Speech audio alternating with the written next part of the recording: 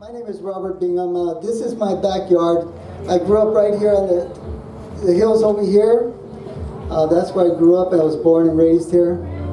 And I'll start where I've been and where I am now and where I'm going. Where I've been was,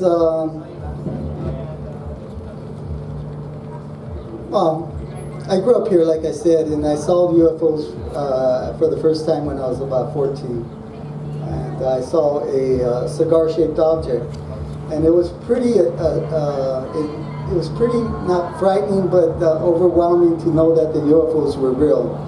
And at that age, that I knew they were real when I saw this cigar-shaped object that was out there. And after that, you know, I'll fast forward to when I was, I'd say about 28 years ago.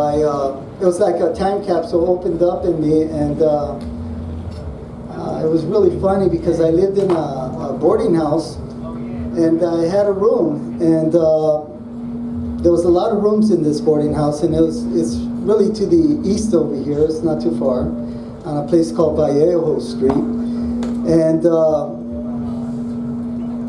my manager came up to me and told me, "Hey, look it, man, we got a room open, and you were asking me about a better room." So I said, "Well, I'll go look at it." But he said, "All right, I'll call you when it's ready." So I went over there, and it was pretty windy. It was there was about a 40-mile-an-hour Santa Ana wind blowing in, and my manager, he didn't speak very good English. He was from Guatemala. And he says, Robert, there's a UFO. No, he goes, "There's an alien coming down the street." I said, "Come on, man," you know, because I had told him earlier that we're going to see an alien tonight. And so he kept bugging me, and so I went out to this balcony, and there was a ship coming down the street.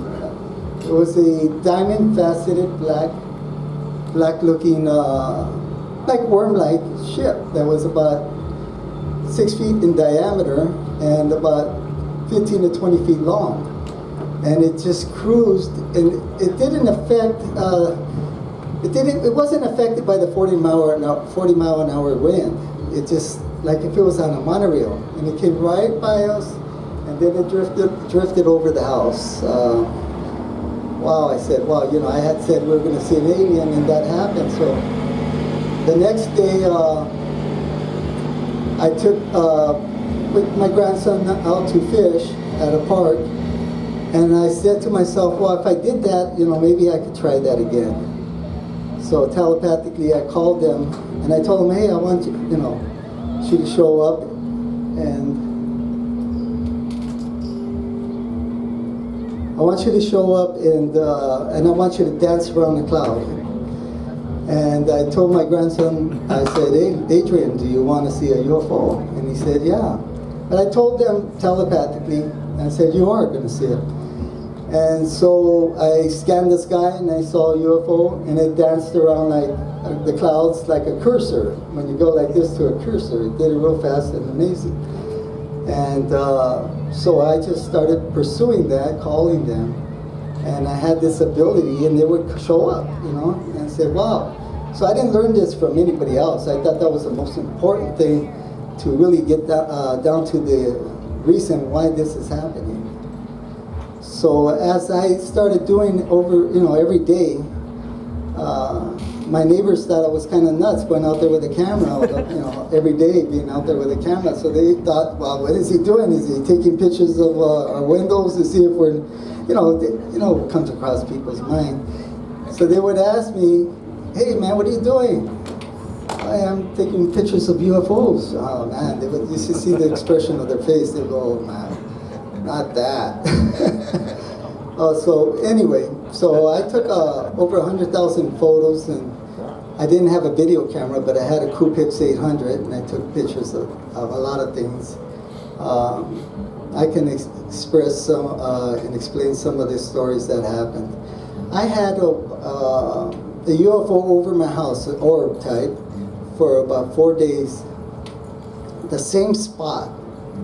And I didn't want to go to the newspapers and say, hey, you know what, I got this thing over my house, because I didn't want people to come over and, you know. Anyway, I just watched it and took pictures of it. And so that's one of the stories. And I used to come out and water the lawn, and I had a garage that had like an overhang. So I would back up and water the yard, and I say, I bet you they're out there looking at me. And I'd go like that, and there they were. And so one time I went outside, and I had the cool pics, but it wasn't ready to take photos. And I saw a Bob Lazar sports model flying saucer, exactly like the Bob Lazar spacecraft. And I got so excited, it took me a while before I got the camera ready, and it started to cloak itself. It started from one end of the saucer, and it started to cloak itself. And I caught a picture of it, half the saucer sticking out of this cloaked sphere. And it finally cloaked itself to a sphere, and it went up to about 37,000 feet, or 35,000 feet. And I took a series of photos as it went up to this this altitude. As it did that, there was a jetliner coming toward it, but it was a little below the cockpit of the jetliner. And I'm saying telepathically, you guys got to move out of the way, because the jetliner is going to hit you. Because I was aware that he probably didn't see it. So as I'm watching this jetliner going toward the orb, the flying saucer in the orb, the jetliner just moved to the side like that and went like that. And I said, wow, man. And you know what they told me telepathically? They told me, hey, Robert, we don't move out for no one. We own the skies, unless we want to. Wow. Yeah, and that's the truth. And you're not going to hear this from any, you know, how could I make that up? So there's another story that happened on Halloween. I used to me and my girlfriend used to set up the house for the kids, right? With music and candy and all that sort of thing.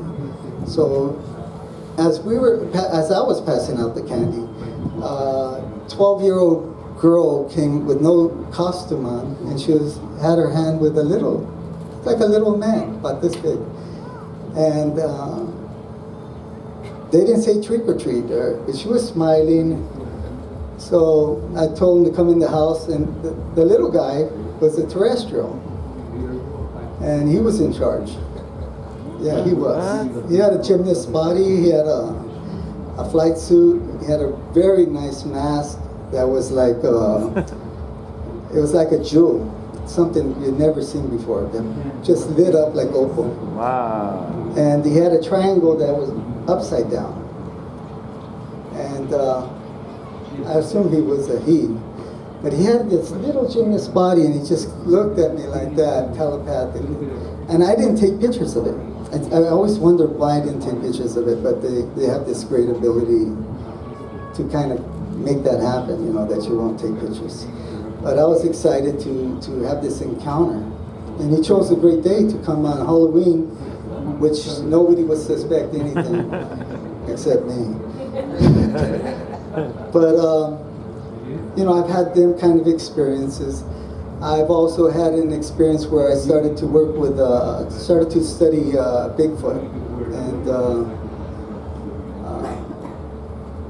I took a number of pictures of these bunch of orbs that had a baby Bigfoot underneath. He's like this flying. Now, if you can believe it or not, but they did bring a Bigfoot by me to take photographs. I have it somewhere in my lineup. But where I'm going is just trying to spread the knowledge to the people that UFOs do exist. I'm not out to make money, because naturally, if I was out to make money, I'd have books, I'd have commercial stuff out there. I do everything for free. I've been doing everything for free for the last 8 years.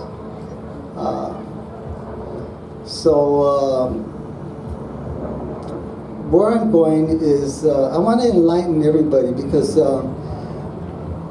I found out that I had this ability to stop storms, hurricanes, typhoons, cyclones, to quell volcanoes.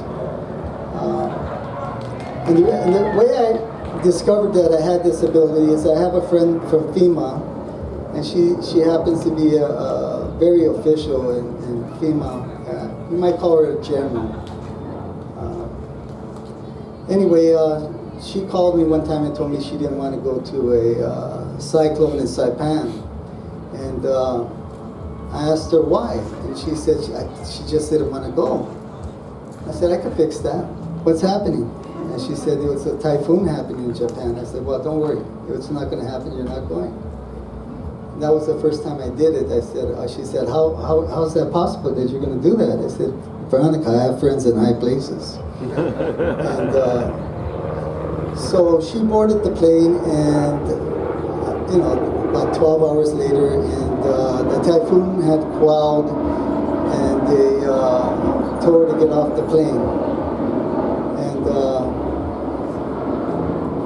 so she got off the plane, and she called me. She said, Robert, I don't believe that happened. And so she never did go to Saipan. So this became a habit with her. She started doing that with every major disaster that was forming around the globe. And I kept, stopping her, so to speak. But right now she's in Hawaii at the volcano in Kilauea. And she said, well, this is happening, it hasn't stopped. I go, well, look at Veronica. It could have been much worse. Volcanoes are pretty powerful things that are happening, but it's not as bad as it could have been. But like I said, as I've discovered that I've done this, and you can believe me or not, it doesn't matter. 33 major disasters around the world. And the reason why you haven't had an earthquake here in LA that they've been predicting is because I have friends in high places. It's not going to happen. Now, maybe if I die, it might happen. So that's the things. What I'm trying to tell people and spread the news is that they are there, and that you have the abilities to do much more than you realize. Things that you haven't been taught in school. You have these abilities, natural innate abilities, because you are the creation of God. Therefore, you carry the traits of your Father, correct? Right. And so you just got to search inside and know that you have these abilities. If you don't search for them, how in the world are you going to know you have these abilities? If you don't apply them, you got to apply all these rules. You have 3 rules: knock, the door will be opened; seek, and you shall find; and ask, and you will receive. But be careful what you wish for.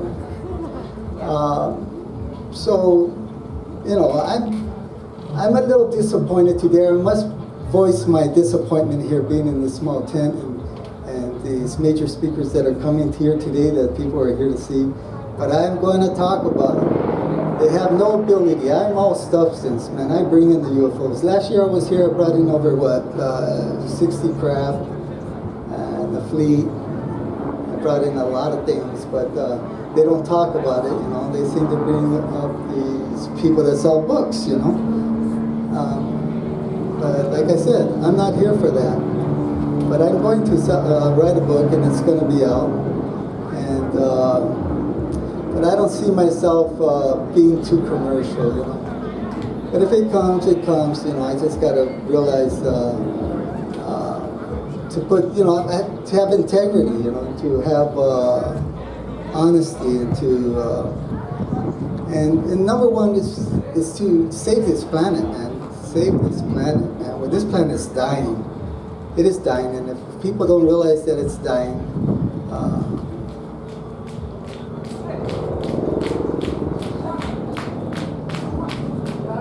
that it's dying anyway. What, Rosalindo? Okay, I'll have a Q&A.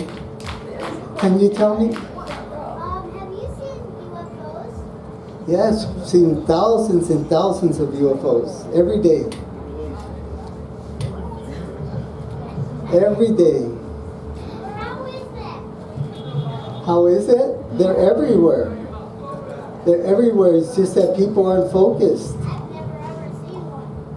Well, you're going to see them today. I guarantee you that.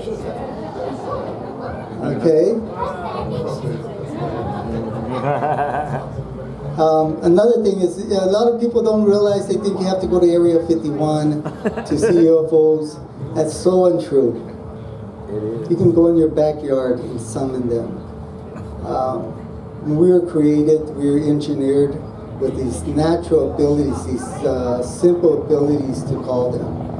And simple abilities to do things such as ask them questions and stuff and change the world. I ask them for things that change the world, and whether I'm gonna get the credit or not, it doesn't matter. I know that I did it, so that's what I do. Right now, I'm working on a thing called the Strand. If you know the Bible days, mankind was able to live up to 800 to 1,000 years. In those 800 to 1,000 years, they were able to use most of the capacity of their brain.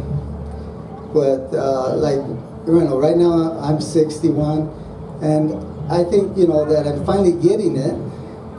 But now my body's not cooperating, so I don't. If I lived up to 1,000 years, maybe I could. It would be different. But anyway, the terrestrials for some reason took the Strand and made us only live up to 100 years, 120, whatever. And so I asked them for the Strand, and they gave it to me. I just don't know too much about how to give it or how to apply it. But I have it, and I'm going to put it out on a video. So look at my UFO channel called UFO Robert Bingham on YouTube, and you'll see the Strand. Where am I going with this? Anyway, I have so many stories, every day I see UFOs. You don't have to go to Roswell. Well, I'm going to share a story about Roswell, okay? The main story is that they say that UFOs fell out of the sky. They didn't fall out of the sky. The U.S. government, Army, Air Corps brought them down. They brought them down. Why? Because the UFOs were always checking out how advanced the Americans were getting, or mankind was getting, was testing these rockets and nuclear bombs and white sands. And so the Army Corps, we had like 15,000 scientists, Nazi scientists, brought over from Germany secretly. And the Army Air Corps told the Nazis, because they're very bright people, hey, we want to knock these things out of the sky so we could recover them and get the technology. And so during the Bikini Atoll atomic testing, they discovered a thing called electromagnetic pulses. And these EMPs they discovered burned out all circuits and radio, whatever they had going in those days. And so the Nazi scientists, when the Army Air Corps asked them, hey, we want them down. So they realized that. So they developed a machine called an electromagnetic pulse, you might say a condenser machine that would spit out the EMPs. And they did have balloons up there. They weren't lying about that, but they had these machines on there. And so they suckered in the UFOs, and they came into a certain grid, and they hit it like a flash bulb, and boom. And it threw them off. They couldn't recover in time before they hit the ground. And the Army did recover them. But like I said, they didn't fall out of the sky. So you might say that the U.S. Army fired the first salvo in this war. And I'm telling you the truth. And people will say, well, how do you know? I just know. And if these guys are spinning all those tales, all this stuff about Antarctica, I like to see the truth on that. But anyway, show me a picture, man. Show me some substance. Can you draw UFOs? Can you bring them? They should be over here listening to me.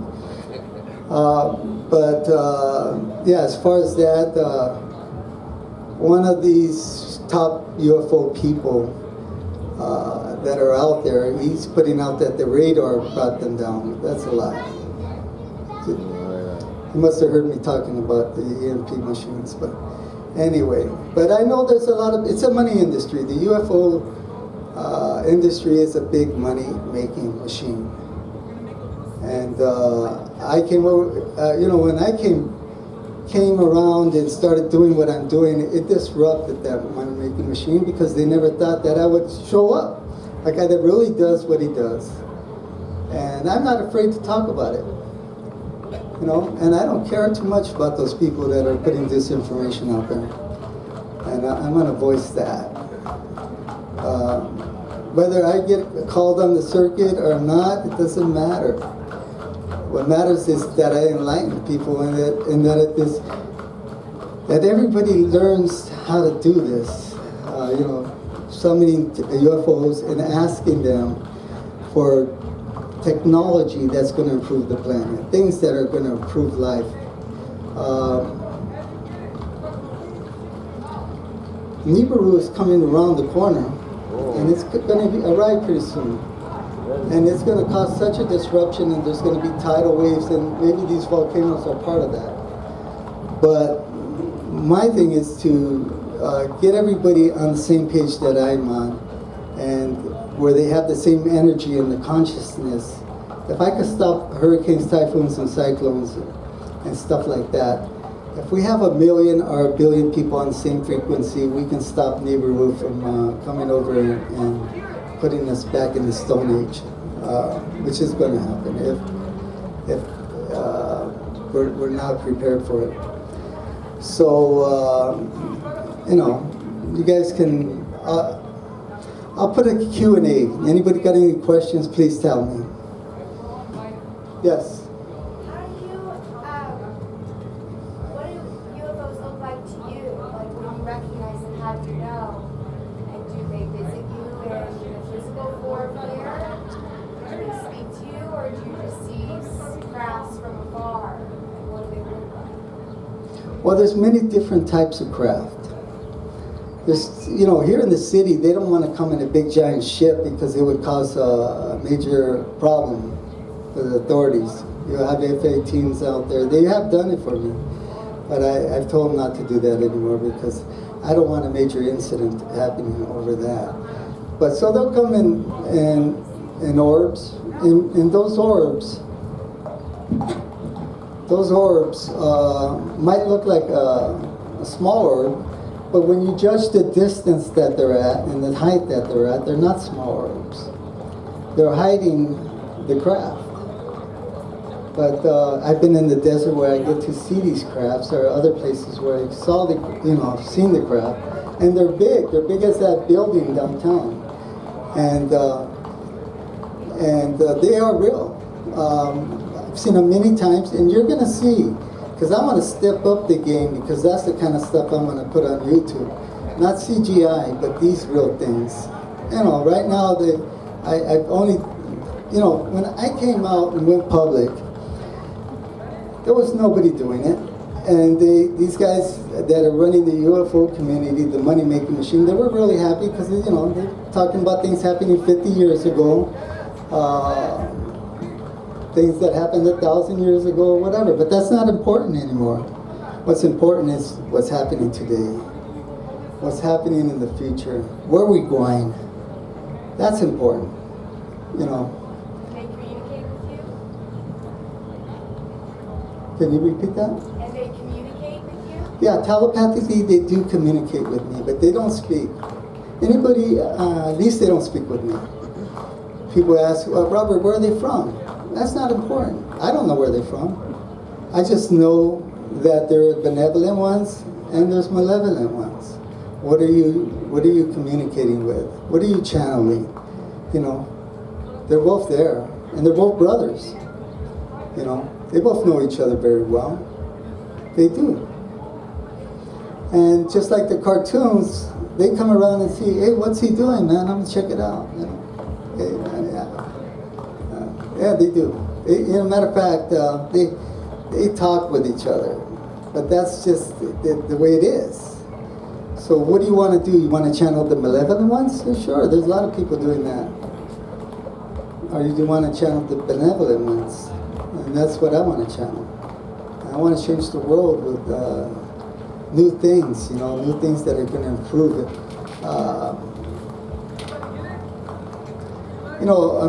I don't know how many people here believe in past lives. Well, I didn't believe in it, even though I bring in UFOs and I talk to terrestrials and stuff like that. But I had a friend that she believed in past lives, and she was talking to me like, "Oh, Robert, you're an old soul, man. You've been around thousands of times." I would say, "Come on, Eva, I'm a realist, man. I don't believe in past lives." She got hurt, so I said, "Well, kind of thirsty here." I said, "But you know what? I'm going to have an open mind." And then I went to a shoot at the Doheny Mansion, and when I was there, everything at the Doheny Mansion seemed very familiar, like I lived there. Thank you so much. Anyway, and I realized that I knew the mansion very well, so I didn't know what that was all about, and then I started thinking about what Eva told me past lives. So we're doing the movie Star Trek there. And I do security for the movie industry. And so my boss told me, he says, "Hey, Robert, go guard the East Gate, and when all the trucks come in town, to come over here and do it." And so I passed along the messages, and when they stop, just kick it there. So I was sitting on a chair, and I hadn't seen the east side of the mansion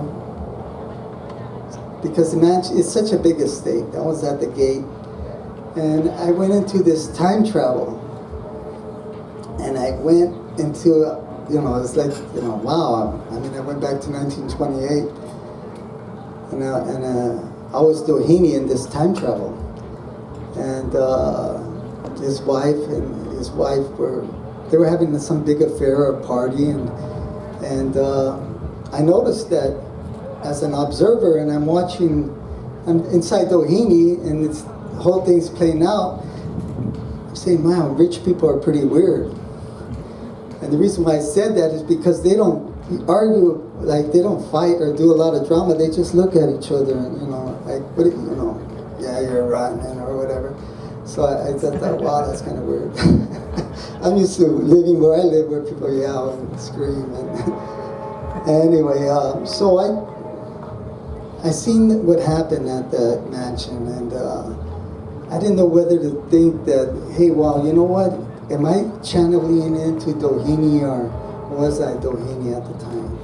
So I came back and I told Eva. I said, hey, look at this is what happened. I believe in past lives, man. Wow, this really did happen. I couldn't, and I was so happy that I was fortunate enough to experience that. And so I told her, I said, hey, man, you know what, Eva? After I discovered how Doheny died and everything, I said, everything that's on the newspapers at that time is a lie. And so I told her the next day, let's go up there. I'll show you everything about the mansion. I'll tell you everything. She goes, well, where did he die? I said, he died in this place that's all wood. And it's got a wood staircase. And it's got these things that are on the corner of the rails that are pine cones. And so we went around the mansion, and then we went to the back entrance, which looks like the front entrance. And I said, I looked in the doorway and I said, here it is. And it was right there. So past lives, everything, I do believe in a lot of things. I'll share another story. I was called to go watch some movie equipment at the Mountain View Cemetery, where they were filming a TV show, a very popular TV show. And very unusual. It was 105 degrees. And somehow they didn't take the equipment that day and they left it there, so I had to go watch it. And Mountain View Cemetery has these big, big stones. And so I like going over there and just looking at the names of the stones and channeling who is it, or whatever. That was a very unusual stone. It was about this high, and it only had 3 names. It had John, Ringer, and Louisa. No dates, nothing else. So I went to this stone, and I looked at it, and I channeled in, and I saw Louisa. And when I saw her, I said, "Wow, Miss Ringer, you're a very attractive woman." And then I heard this telepathic voice from the side say, "Hey, man, that's my wife." And but I didn't mean it like that, you know. And I can sense the jealousy. But I looked over there and I seen John, who was short, fat, and bald. And so I said to myself, I said, "Wow, she must have married you for your money." And he said, telepathically, he says, "Yeah, I know I'm not very good looking, but I tell you what, my wife loves me, and she loves the way I dance." And she said, "Yeah, I love you, John, and I love the way you dance." So after that encounter, I excused myself from them. I went back to my car, put the sunroof back, and a plasma energy ball came in the sky. Wow. So I filmed it, and you can go to my YouTube channel and see it. It's tango. And they did the tango dance for me, which when they died was when the tango was really in, you know, the early 1900s. So, you know, that's the things that are around you. Be aware, because, you know, be focused, because you're going to miss so much if you're not focused in what your abilities are, that you could communicate with all these star people, because they're there. You know, everything is there for you to just, all you have to do is just focus and look. If you're too busy watching television and media stuff, believe me, you know, it's going to pollute your mind.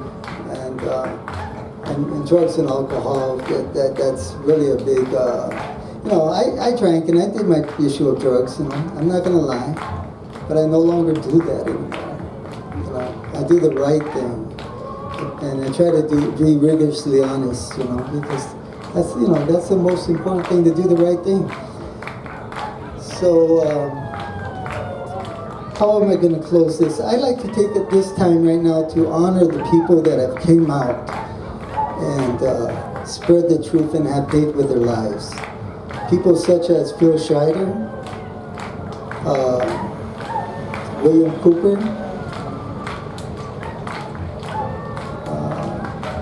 there's a woman, I forgot her name, I'm sorry.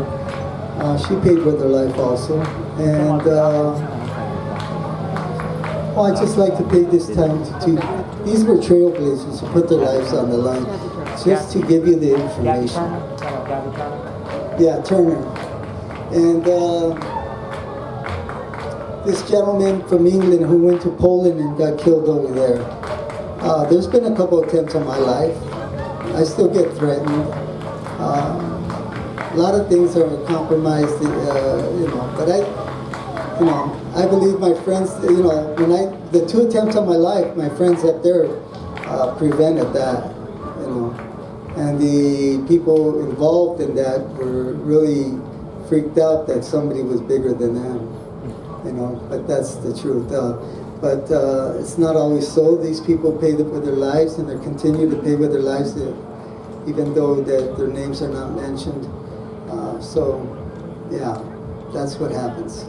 There's a lot of suppression for the truth. They don't want you to have the truth, and that's the truth. They don't want you to have the truth. Why? Because they don't want you to know how powerful you are, each one of you, how powerful you can be. You know, they don't teach you that in school. You have to have people that, you know, enlighten you, like such as myself, and not mislead you. You know, what I did, you know, when I came out and started what I did, you know, I went out there and was like a spear.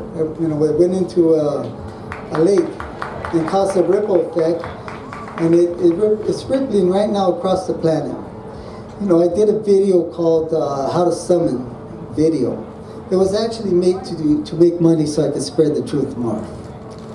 But the guy that put the money out to edit this, which was a well-made video, he tells me, hey Robert, because the 2 attempts on my life were made to shut me up. And so he said, hey, let's put it out free. Let's put it out there. And so that's what we did.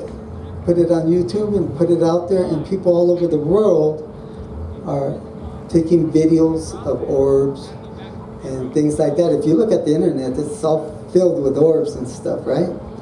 And things like that. But you know, it's a lot of people are forming summoning groups all over the place. There's summoners in Australia, all over the place. I don't really care. I just know that it's spreading, and that's what matters. Can't stop this. Might think they can stop it, but whether I'm gone, it's already started, so it's not going to stop. It's going to keep going and going and going. And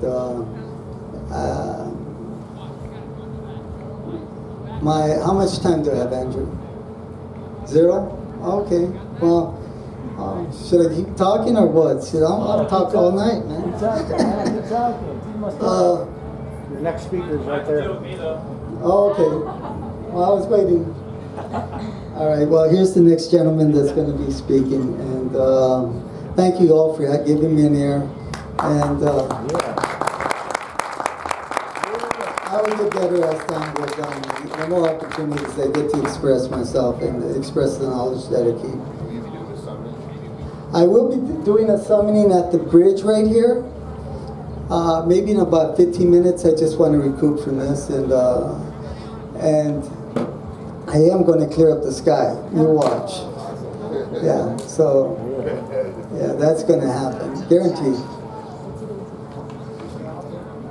Thank you. Thank you very much.